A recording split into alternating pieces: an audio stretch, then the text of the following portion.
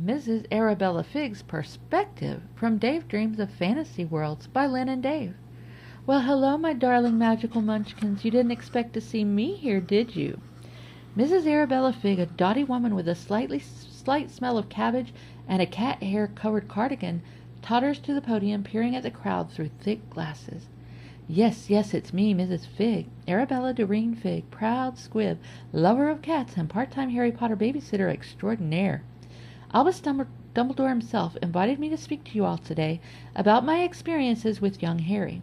Oh, the tales I could tell, and yes, I've seen the whole lot of you gawking at me wondering, what's a squib doing here? Well, let me tell you, being a squib doesn't mean I can't see the madness that is Harry Potter's life, and goodness me, Chapter 2 of his life, as you call it, is where things really start getting weird.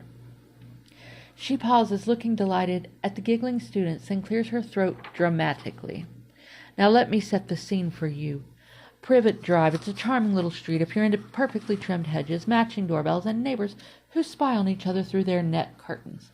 Not my style, but I had a mission, you see.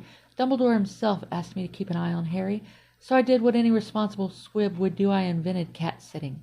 My house became the home of Tibble, Snowy, Mr. Paws, and Tuffy, and let me tell you, they weren't just cats, they were surveillance operatives. The students laugh as she leans closer, pretending to whisper a secret. Now Harry, poor thing, thought he was coming to see my cats, because the Dursleys couldn't stand them, which of course was true. But he didn't know I was secretly making sure no Death Eaters popped out of the begonias. A true professional I am. She straightens up, clutching the podium dramatically. But I wasn't always around, and that brings me to the incident at the zoo. You see, I'd heard all about it from Mrs. Next Door and Mr. Gossipy Neighbor. Oh, you know how Muggles are. They can't resist a bit of a scandal. Apparently it was Dudley Dursley's birthday, horrid child, that one. Always reminded me of a troll with too much pudding, and the whole Dursley gang decided to take a trip to the zoo. And poor Harry, well, he got to tag along, which was quite the upgrade from sitting in his cupboard and dreaming of freedom. Bless his heart. She pauses, her expressions shifting into mock horror. Now let me tell you, I nearly choked on my tea when I heard what happened next. Harry made the glass of the snake enclosure disappear. Poof, just like that. The snake slithered out, probably muttering, "Thanks, mate," as Harry nodded politely like they were old chums.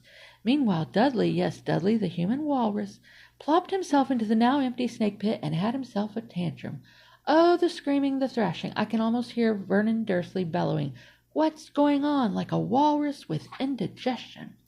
She waves her hands around animatedly, imitating Vernon's exaggerated panic. The students roar with laughter. Now, I know what you're all thinking. Why didn't I see this coming? Well, let me remind you, I'm a squib, not a seer. I mean, I knew Harry was magical. Of course I did.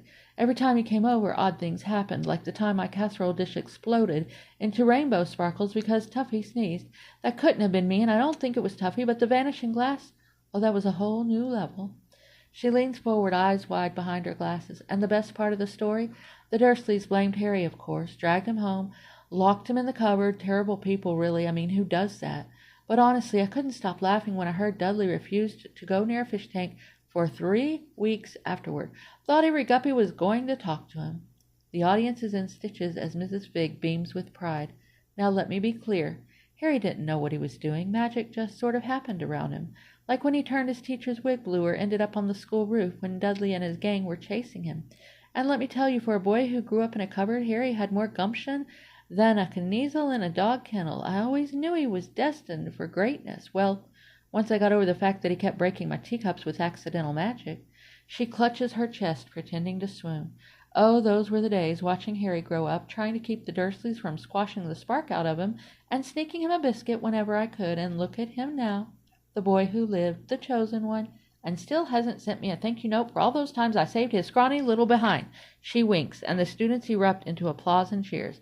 So, my dear witches and wizards, let this be a lesson to you. Never underestimate the power of kindness, a good cup of tea, and a nosy neighbor with a house full of cats. You never know when you'll end up babysitting the savior of the wizarding world. Now, if you'll excuse me, Tibbles is probably wondering where I've gone, and I've got tuna to open. Thank you, and remember, always check your snake enclosures for disappearing glass. She waves enthusiastically and totters off the stage, leaving the hall in fits of laughter.